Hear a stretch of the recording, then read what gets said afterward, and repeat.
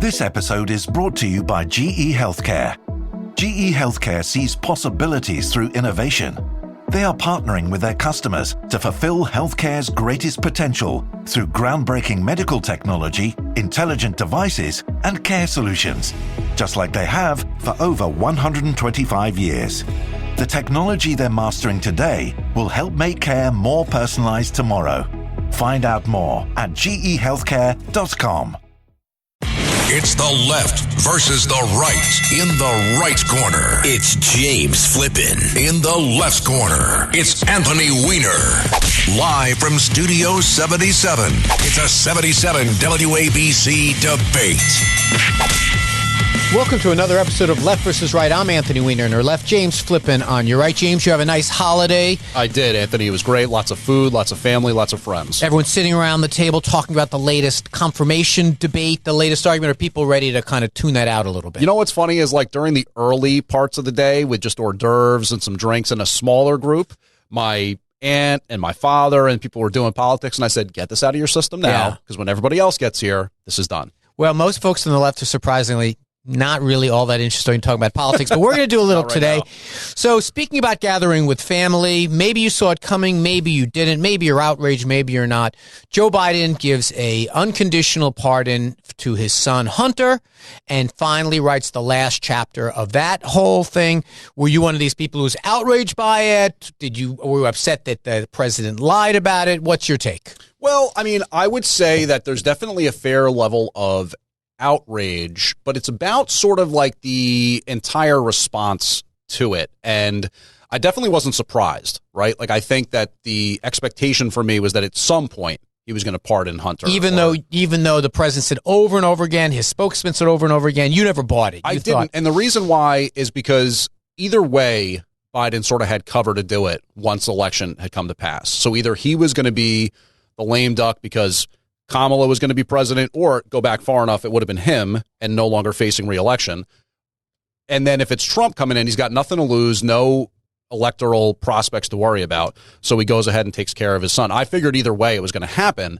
The thing that leaves me sort of outraged is the fact that there's not really that much outrage. And I feel like you're going to disagree with me on that one, but I feel like generally speaking, it's kind of like, well, ho-hum. And I've got more to say about that, but I want to let you kind of. Well, I don't sense. I mean, look, Republicans are freaking out, and a lot of Democrats are not happy. I wouldn't say a lot of Democrats. Well, there's a division. There's a real division among Democrats. I did a podcast about this, The Middle Unplugged, on Wednesday. I mean, look, I get the arguments. I get the argument that when you say over and over again, when you send your staff out over and over again, so we're not going to do a pardon. I mean, and I know a lot of Democrats say, well, we've lost the high ground on any conversations about future pardons, the January 6th or whatever it is. Well, the bottom line here, though, is that Donald Trump and his supporters and the people he's picking to put in charge of the judiciary has said we're out to get this guy. I mean, they've said those exact words. We're out to get these people. They made lists of people that they want to go out and get. And so I think that that Biden basically said, you know what? I'm going to try to protect my son. But I have always been. So what you're saying that this is actually in response to Trump's plans for the upcoming 4 years? Right. Well, that's Trump getting elected and saying, I'm going to, and I'm going to, look, Donald But you can't Trump retroactively apply that to whatever happened with the DOJ over the last 4 years. No, he totally could. That's the point. There's no telling what they would continue to do. He said, Donald Trump said on the campaign trail, we're going to get retribution to Joe Biden and Hunter Biden and the Hunter Biden crime family. And by the way, a whole list of other people, right? He's made a whole list for all I know, I'm on one of these lists that said we're going to get retribution. So I think that's why Biden changed his position. But I'm not going to lie about it.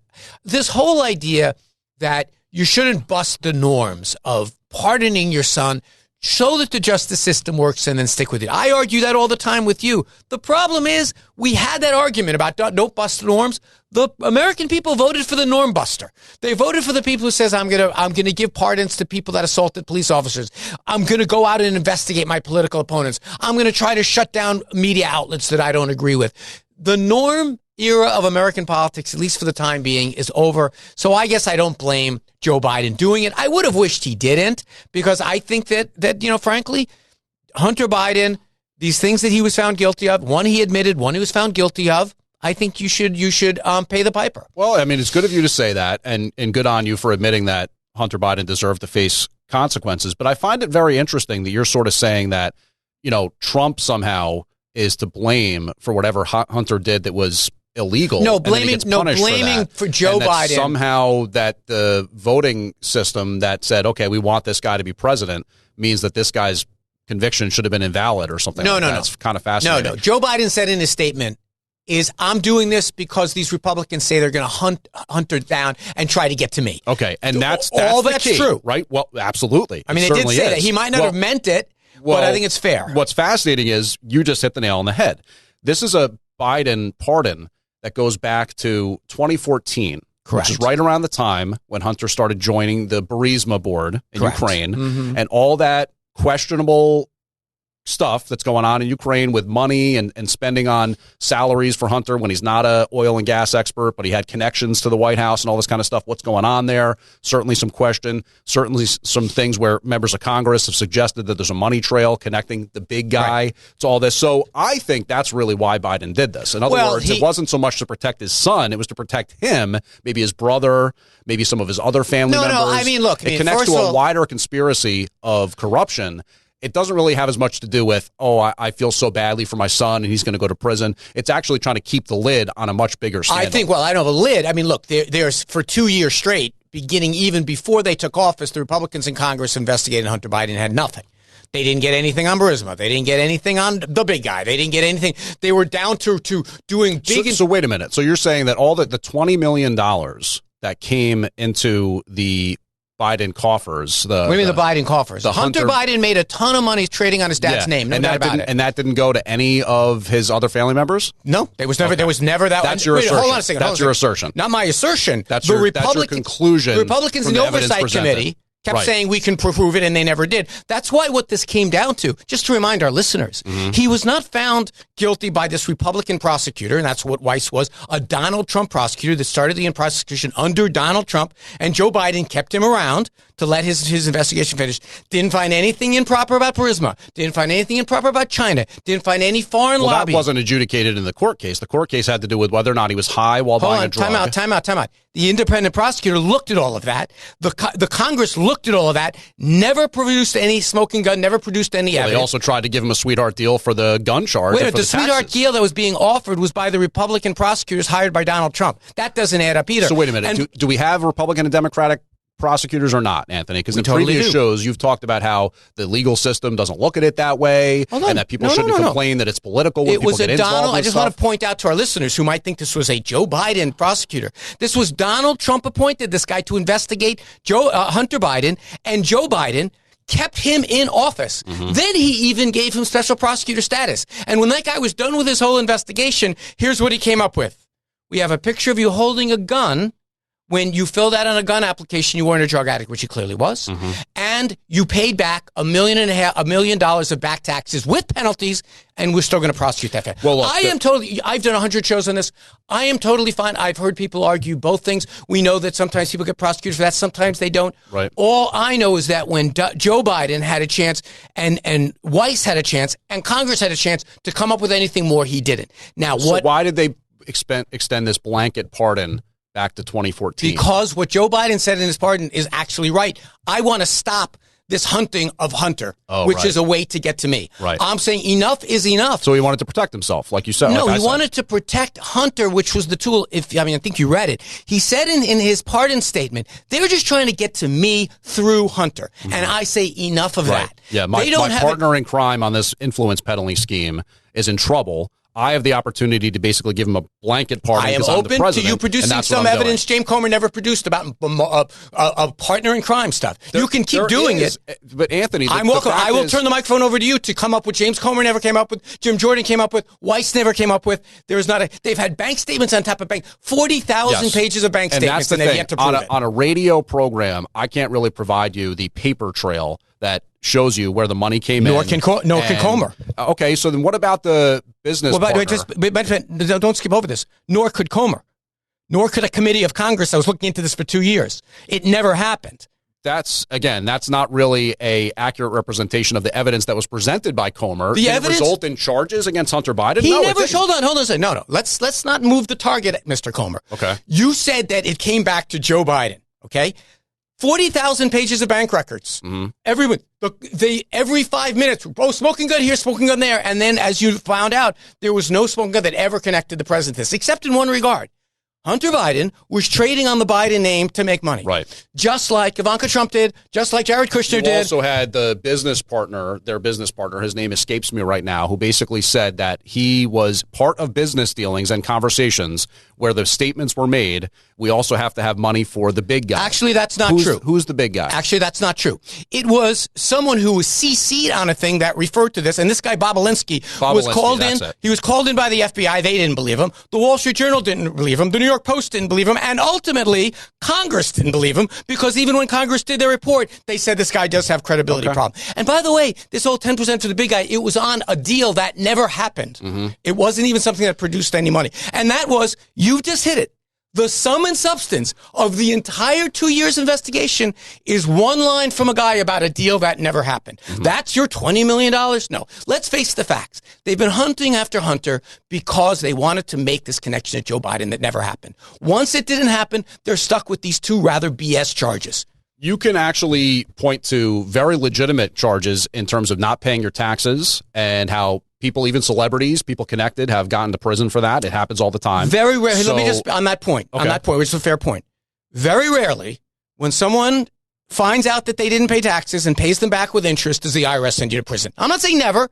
Wesley Snipes, but he went 7 years denying it, refusing to pay. Right. Very few people are in prison right now for that. There are plenty of people in prison because of President Biden's work as a senator with the crime bill that passed in the early 90s, who did crack, had guns, and they did go to prison. Pivoting away from the Biden family. Pivoting away from the Biden family won't be tolerated while we're having a conversation about the Biden family. I'll be glad to talk about that other thing, but let's focus on this. That Hunter Biden, that crack and gun use usually put you in prison. Let's go ahead. Well, I'll add that to the list. We're talking about the Hunter Biden case right now. That Hunter Biden, I get it. I've said to you before, Anthony Weiner got sentenced, Donald Trump got sentenced because they were famous people. Sometimes that happens. You get charged with and sentenced for things at a higher level because the expectation is it's a signal to everyone else. It's a deterrent. I get it. I don't believe that Hunter Biden shouldn't. I trust what the court system did here. Now, I will point this out, that in the politicization of this guy had a plea bargain that was agreed to. The prosecutors agreed to it. The defendant agreed to it. It happens 5 times every hour we're on the air. That always happens. And the judge, because they got pressure from Congress, threw the thing out. That is the kind of pressure that Joe Biden said, you know what? Let's take this out of the realm of politics. Let's take Hunter Biden off the playing field. He didn't offer himself a pardon. He just did that. But I'll give you the last word. If you want to go back and talk about black people in prison, you can do that. But I don't think it's your most effective argument. All I want to say is that there are many people, not just me. You can talk about James Comer. You can talk about, aspects of Congress and whatever they do or don't do when it comes to investigations. They wasted a lot of time in the past on things like investigating steroids in baseball and stuff like that. They had a so-called investigation of the January 6th event that never actually got into whether or not there was, federal assets employed in that whole event and what led up to it. How many agents were in the crowd? Totally stuff that, don't worry, we'll talk about it later with Kash Patel. We'll get into that. But why does the pardon go all the way back to 2014? How does a guy like first Senator Biden and now President Biden earn millions and millions of dollars beyond his salary as a Congress member over the course of 20, 30, 40 years? Joe Biden's income? Joe Biden's income is derived entirely from having his income. Legitimate means, you're saying. From he had money from. By the way, this is transparent. These records are clear. You're saying. He sold books and has a nice house in Rehoboth. He sold books, right? He's got a huge house worth that millions of dollars. Went from $200,000. It went up to asset worth about $12 million. So for sure. The difference between somebody like me and I guess somebody like you is I cast a skeptical eye on all these people that make millions of dollars as members of Congress, members of government, so-called earning money that they really didn't, in my opinion, do in a legitimate way. So why does the pardon go all the way back to 2014? I've explained to you before, so they can stop hunting Biden. If you want to hunt Joe Biden, knock yourself out. If you think his book deal was corrupt, by the way, those records are very easy to get. You can get them right now with a Google search. It was an influence peddling scheme. They had classified information. By who?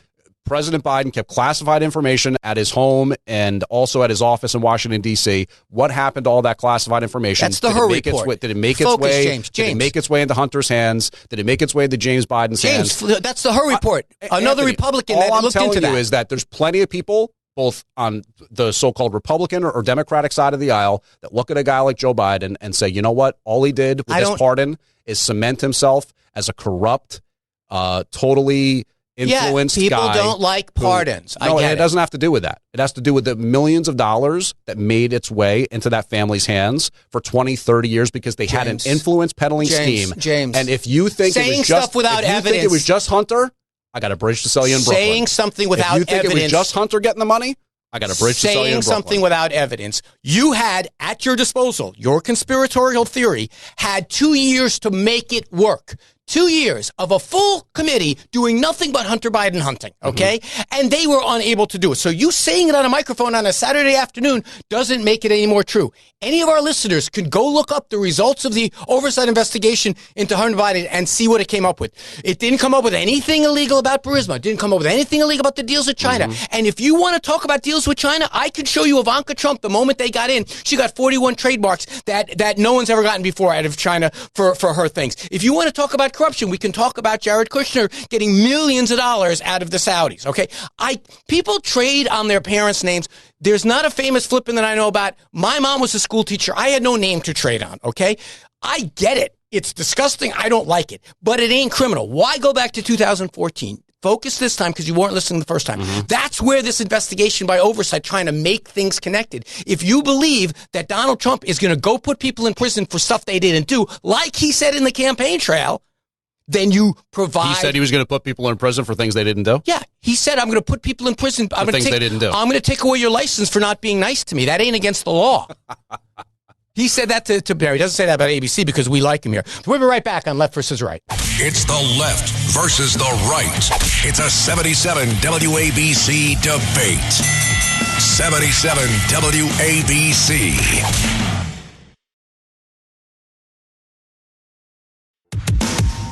It's the left versus the right. In the right corner, it's James Flippin. In the left corner, it's Anthony Weiner. 77 WABC.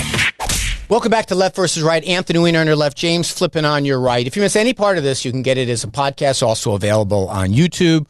We do a little bit on TikTok every once in a while. We're going to talk about TikTok a little bit later in the show, James. And, of course, if you want to tune in to what James is thinking throughout the week, you just heard my show, The Middle, but James is on 11 to 3. He does the news cuts during the week and also provides some commentary for some of our hosts. So let's move on to the... I don't even know what to call it, this assemblage of crazies and broken toys and misfits that Donald Trump is appointing to be his new cabinet. So far, you've had Matt Gaetz went down with a whimper rather than a bang, so that was problematic.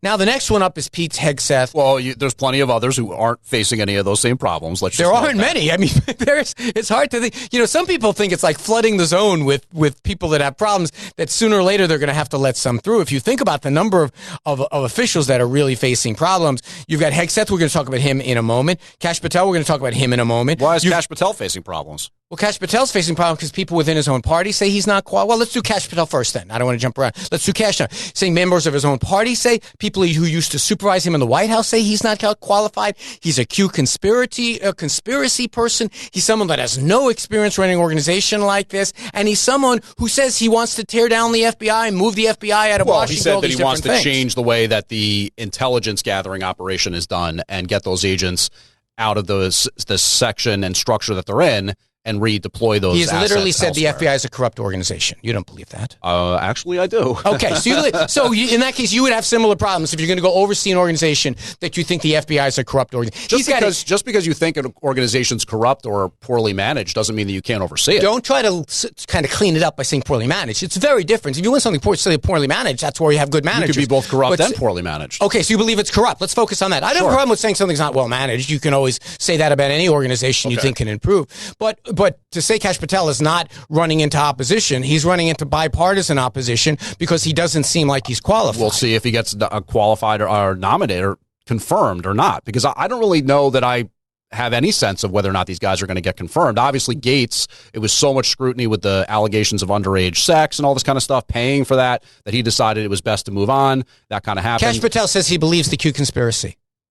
What is the Q conspiracy? You're asking the wrong guy. I am not on those. I think the left is a lot more focused on what the quote-unquote Q conspiracy is than others. All I know is QAnon was all over on January 6th. There's two different things. Why don't you tell me? Okay, there's two different things. There are some people who consider themselves members of Q, which is like a deep state monitoring group that thinks that either they have connections to that or maybe they know some people in that realm and they have and led to someone getting shot in the basement of a pizzeria in Washington, D.C. There's also Anonymous, which is sort of a different thing, and that's a group of typically, I think there are a lot of hackers that are involved in that. QAnon. QAnon. He believes in QAnon. Well, that's a fake thing. There's no actual QAnon. 100%. It's a wild conspiracy put theory. Together two different things. There's Q and there's Anonymous. No, you just put it together. Don't blame me. You put QAnon. So keep an eye. Move your left hand from your right hand. I'm asking about QAnon. No, there is no such thing putting them together. There's Q. Whatever. We don't have to spend time on this. Right. QAnon is a bizarre conspiracy theory that Democrats are drinking the blood of kids or something like that. It's insane. James, the things you hang on to and own, some things this Kash Patel is about to be the FBI director, so I don't think we should put him as some sort of fringe actor. That's exactly the point. This guy who put out a book, and in the back of it, he put out all the deep state people that he thinks should be investigated and prosecuted. And now he's going to be. And there's nothing wrong with that. Well, there totally is. One of them was a former attorney general. One of them was a former attorney general. That doesn't make them infallible. That doesn't mean that they didn't commit crimes. Okay. I don't even know where to start. So you're saying the list that he has of deep state actors, which means what, by the way, just so I understand, how the U.S. the Attorney General appointed by Trump is sort of a catch-all term that refers to the people within federal government that work towards their own interests and the interests of various special interests, whether it be the arms industry, pharmaceutical industry, aspects of... Is there anyone who you would say can't possibly be in the deep state because they were named by Donald Trump, perhaps? That can't be in the deep state? Because Donald Trump's appointees count as the deep state. Oh, I mean, I think he appointed plenty of people from the deep state in 2016. So Donald Trump is capable of appointing people who are self-interested, who are working for the insurance industry, who are working for the defense industry. Yeah. So deep state is just another way. So deep state is just another way of saying conflicted people, right? No, it refers to the establishment structure of federal government that kind of is like a shadow government that really calls the shots and has all the power, as opposed to the so-called elected officials. What is the shadow? How is the Attorney General a shadow? The Attorney General is not a shadow. The aspects of two Attorney Generals are on this guy's list: Yates and Bob Barr. Justice, because the Department of Justice and its employees, of which a guy like Gates and Barr were previously, are in essence, like I said, working for various interests outside of what they claim to be working for. You mean like, or not for the best interest of the American people as a whole, as interpreted by this guy Patel or this guy Flippin over here. You guys are like, oh, they're not working for my interests, therefore they're the deep state. So anyone you don't like is in the deep state. Is that a good summary? That's not how I would summarize it. I don't think that's how I just summarized it. Well, it kind of was. You say anyone who's not working for the American people because you apparently... Just because I don't like them doesn't mean that there's something wrong. Saying someone doesn't work... They're not doing something wrong. Saying someone doesn't work for the American people, therefore they're the deep state, is an argument. That's basically a circular argument. So yes, people that you think... Well, let's just draw a line through it right now. You don't necessarily believe that there is such a thing as the deep state, or that that exists. I believe that I do. That's okay. I believe there are human beings who are appointed by other human beings to do a job, and they're not corrupted or influenced by things outside of what their actual mandate Donald Trump's entire first administration was corrupt. Everyone who's appointing now is corrupt. Okay. Obviously, they're corrupt. So you feel that way about Trump and his various, let's say, Kash cronies. Patel, who's selling wine and selling boots, and selling conspiracy theories and endangering people's lives. I'm sitting on the other side of the table saying that I look at the aspects of government that these guys are looking to go after, and I say I have a bigger problem with them than Trump and Kash Patel. That's my point. So my point is everyone is, and Anthony's doing air quotes now on the radio, the deep state is people that Kash Patel, Donald Trump, and James Flippin don't like.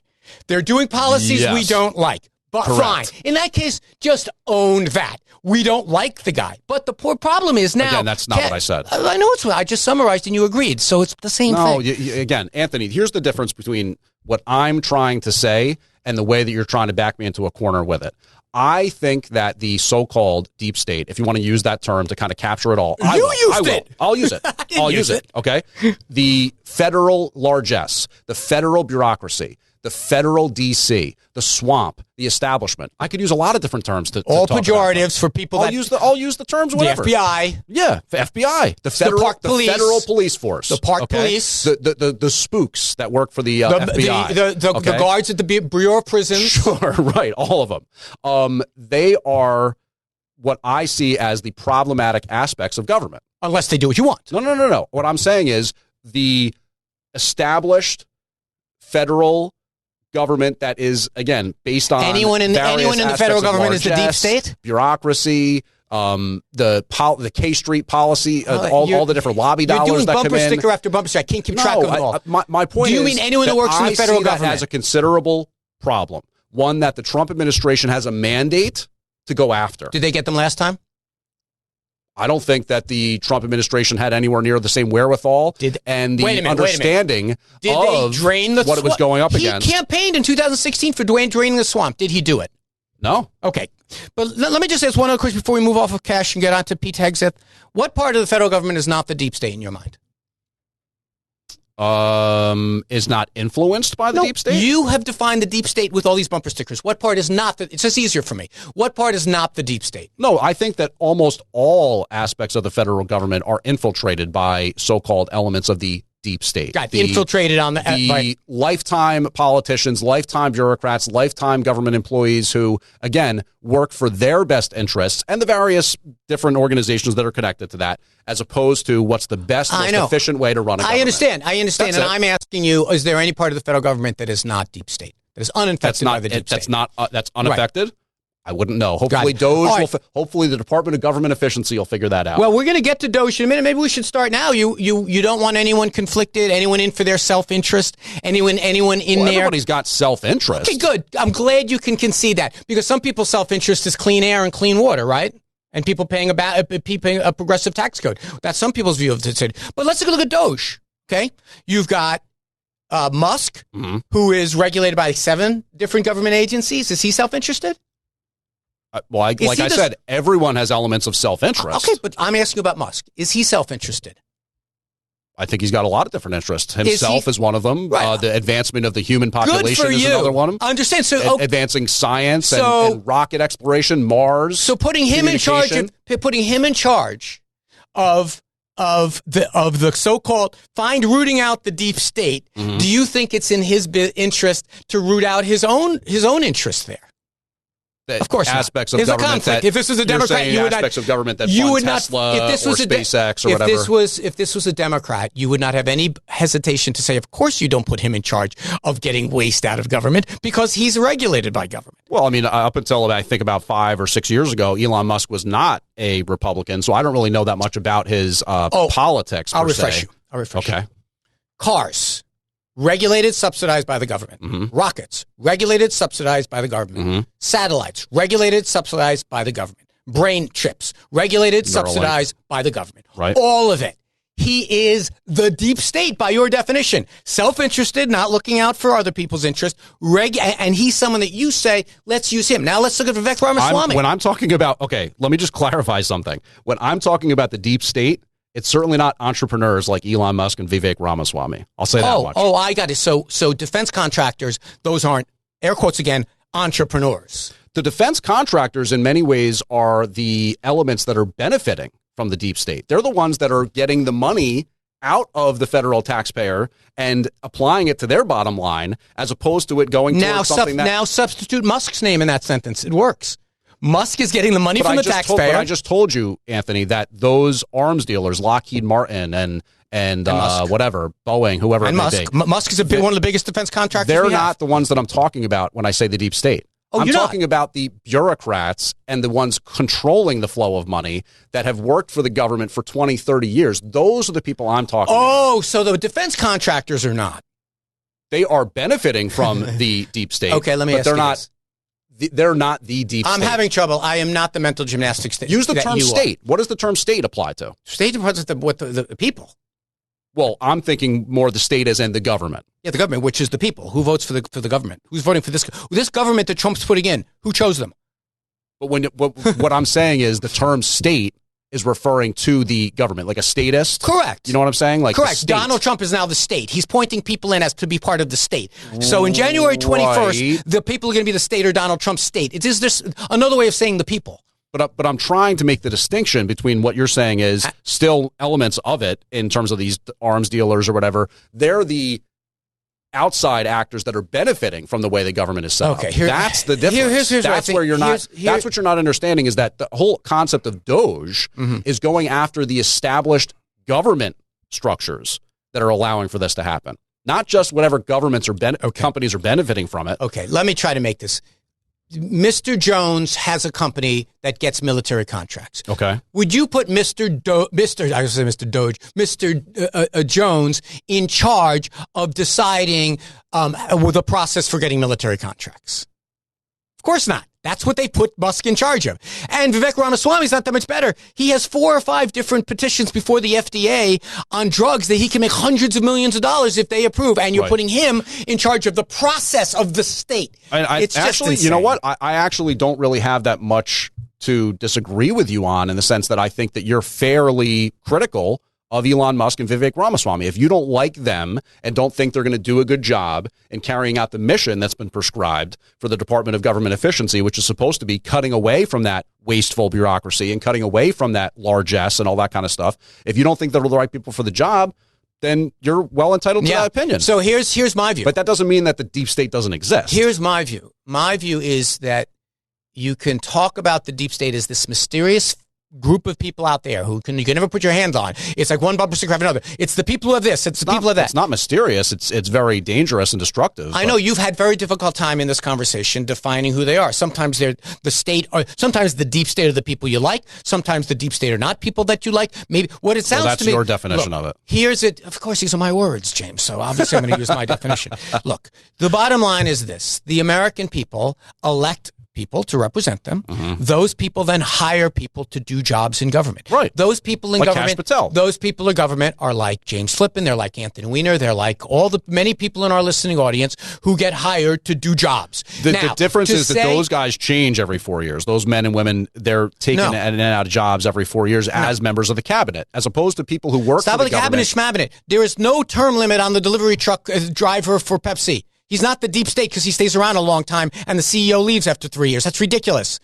Just because you do a job for a long time doesn't make you the deep state. Well, again, you don't have a good definition of the deep state because it comes down to... Even if you see somebody like a Cash Patel or a Elon Musk or a Vivek Ramaswamy as an elected official, let's say, because they serve at the behest of Trump or whatever, there's thousands of other bureaucrats and members of the federal government that aren't elected in that same way, who in other words will be in their position well before and well after Trump has come and gone. I don't know how to put this. Those are the people that we're referring to. I don't know how to put this in terms of you understand. Consider it a company. You might have the ability to throw out the chairman of the board, but the Pepsi truck driver does not then become some sinister figure because he worked there for a while. But when we get back, briefly, we're going to touch on Pete Hegseth. Then we're going to do some more local issues. Left versus right. Anthony Weiner, James Flippin. Join us on the other side. It's the left versus the right.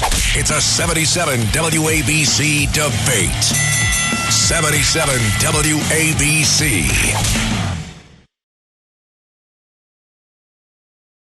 It's the left versus the right. From Studio 77, it's a 77 WABC debate. 77 WABC. So welcome back to Left versus Right. Anthony Weiner on your left and James Flippin on your right. Briefly on another member of the cabinet that's controversial, Pete Hegseth. Do you think he should be confirmed? I mean, I'm not privy to like his bona fides when it comes to working with the military and if they're going to look at his past relationships with members of the military and all this kind of stuff. I don't have any reason to think that he shouldn't be.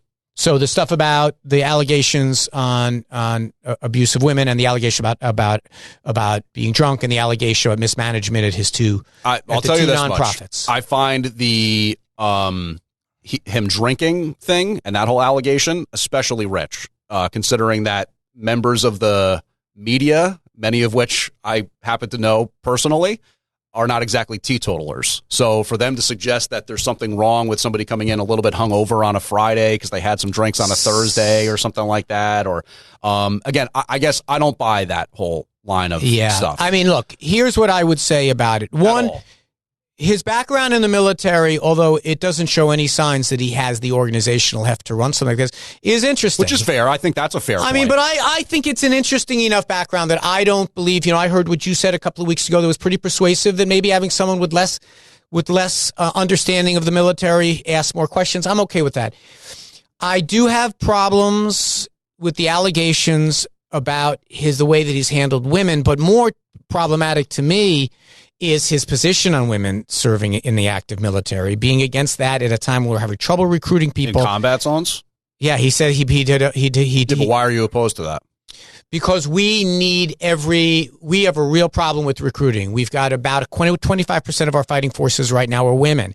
I think it's been something that's helped our military a great deal. The idea that we might have trouble recruiting if they know he has this position or if he enacts this position, that's a policy thing that I think that people should be concerned about. Mm-hmm. Here's my concern about the alcohol piece, and I'm very sensitive about this because of my struggles with addiction and losing a brother to addiction, is that if he took a position, he seems to be feeling out different ideas of what to say. The other day on Megyn Kelly, he kind of intimated that in the period after he got out, he struggled with alcohol and now it's behind him.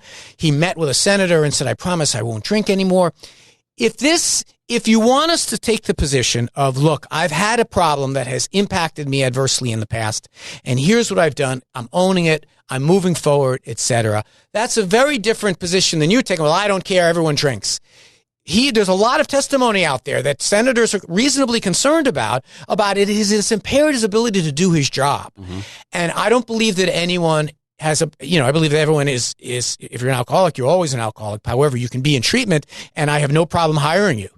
I just think he needs to have a more frank conversation. And right now, this ain't it's not Democrats. We haven't had a word to say about this. Right now, it's been Republican senators, including Joni Ernst, who have basically said, I'm not convinced. The Democrats have stepped back. I don't think I said their problem is with the Republicans. Right now, he can't afford to lose more than 3 Republicans. Is that right? That sounds right. And so I think that's his problem. But I am open to giving the guy a chance around the alcohol stuff.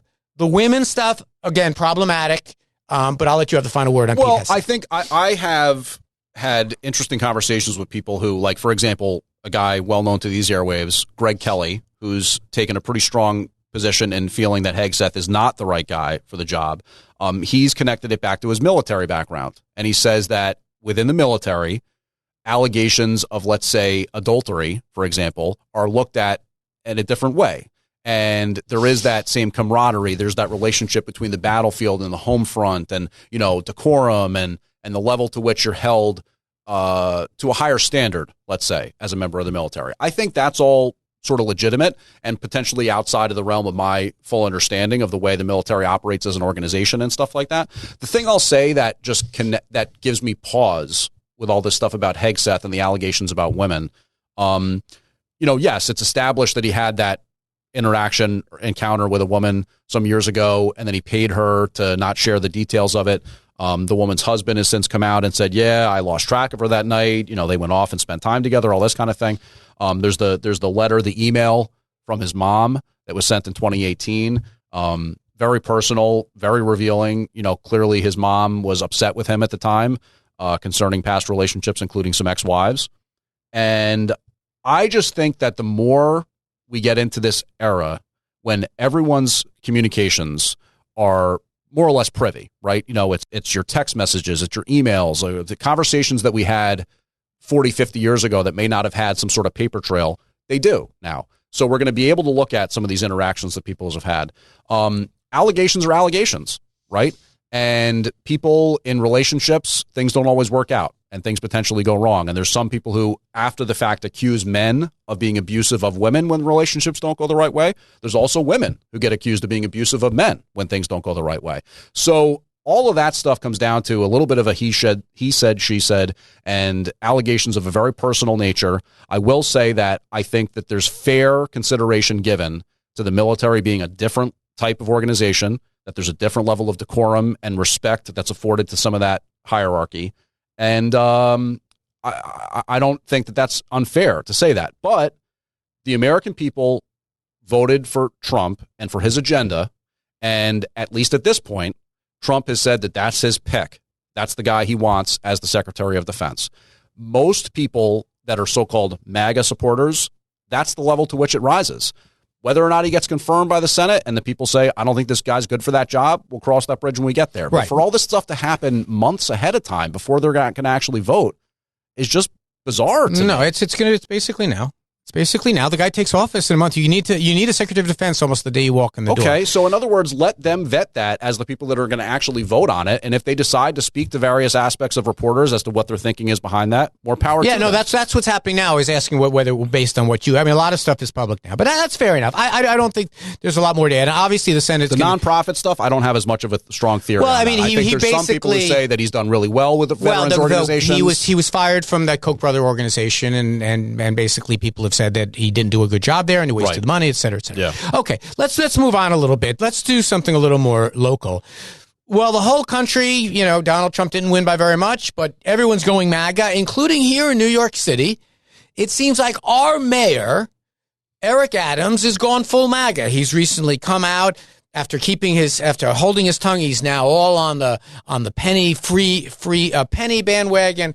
He is someone that he says I want to change the sanctuary city laws, although he's never actually done anything like that. And then he says in something that made the front page of our hometown newspaper, the New York Post, he said, "Go ahead, cancel me if you don't agree with these things." And just at the end of this week, on Thursday or Friday, clearly in a way just to make Curtis Lewa lose his mind, he says, I'm open to perhaps even running on the, wait for it, Republican line.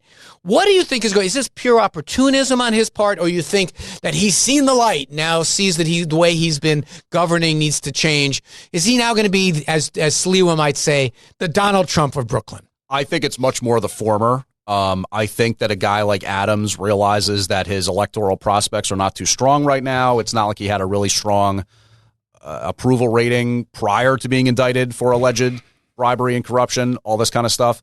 It feels to me more like a guy who's in some trouble trying to make friends with other people. And, we've seen it internationally now where some of these leaders that have been really anti-Trump for a long time are kind of trying to have the meetings at Mar-a-Lago and, the MSNBC morning show, Joe and Minka, yeah.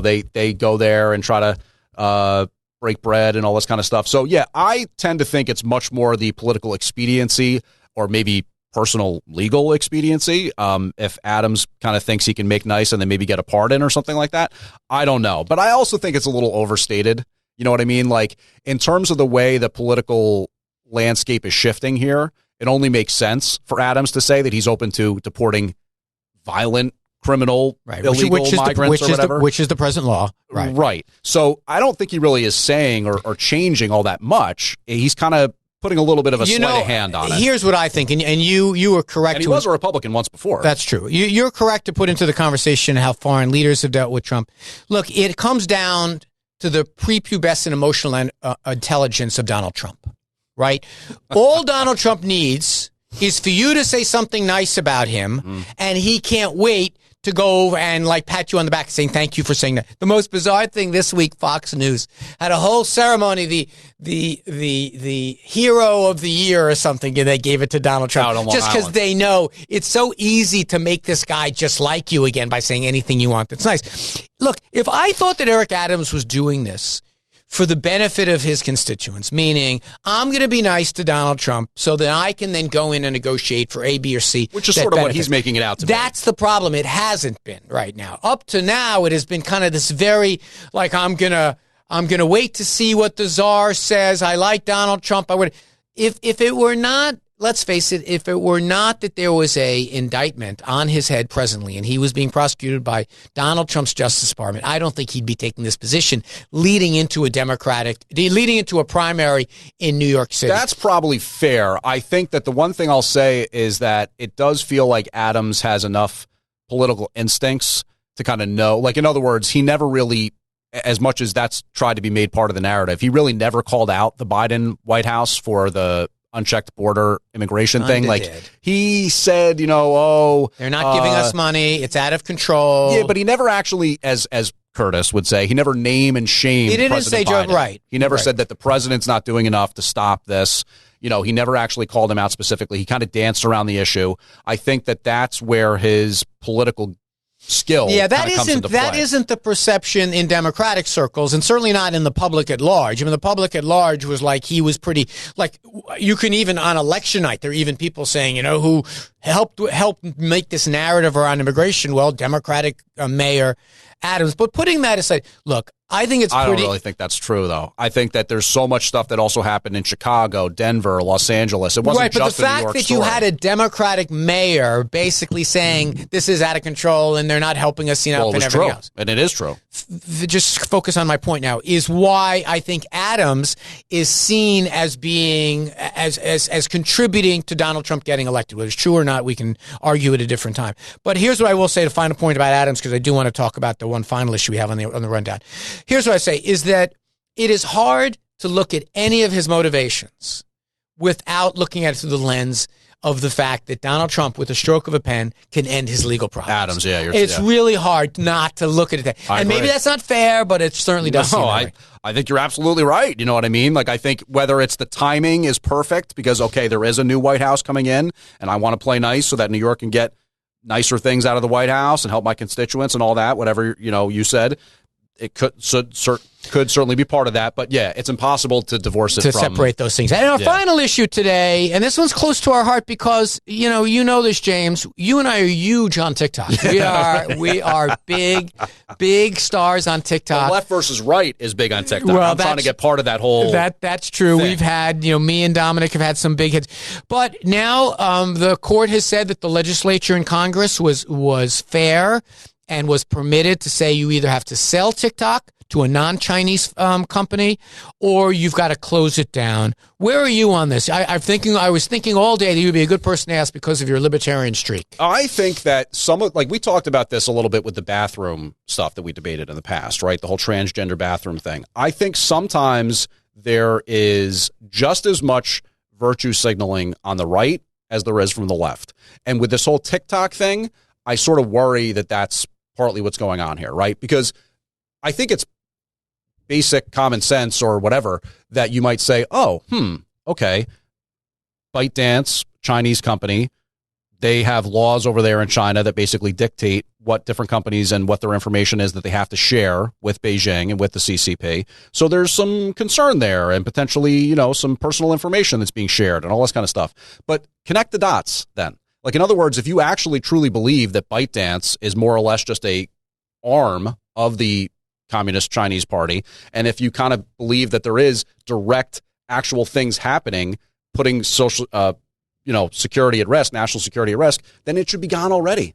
They should have already got rid of TikTok. Well, I don't understand your point. Yeah, that's why Congress passed this. Right. But in other words, when does it take place? When is the law actually supposed to take place? The answer is I'm not sure. Now that it's crossed this legal threshold, I think they have a certain amount of time to do it. But I mean, in other words, if there was somehow a national security risk, actual spy that was like in the halls of Washington, D.C., they wouldn't say, well, let's make a law that, in a year and a half, if things don't happen, if they don't sell this company or whatever, then you get banned. Well, hold on. They should ban it. And give the chance for a sale, or else they're not really being serious. No. They did it as quickly as they could. They wanted to have they had some reasonable concern about the employees that work here. Some reasonable concern. Look, I'm a little surprised at that answer. I mean, look, the fact is this was a bipartisan effort to get rid of it. I am very conflicted about it because, frankly, there's all kinds of social media companies that hold our information we don't seem to care about. That's the other thing. There's all kinds of social. Take a look at Google and Facebook. There's all kinds of. Well, the difference is though.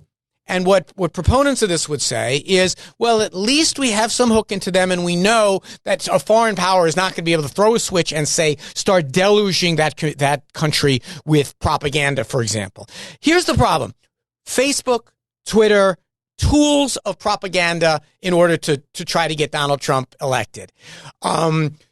TikTok, I'm not sure what their political thing is. They're a Chinese, so I'm saying that it's a very hard line to form. But for where I would start if I was Congress is let's have consistent rules about access to our children, who controls the information, what rights we have as people.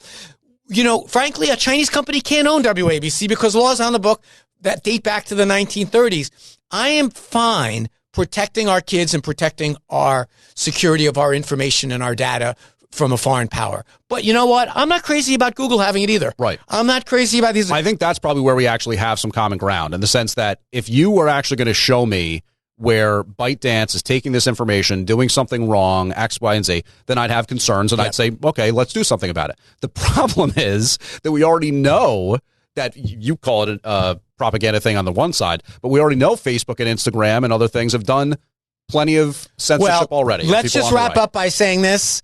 If your algorithm is listening to us on TikTok, we love you guys. Don't turn us off. You know who else we love? Vinny Medugno coming right up.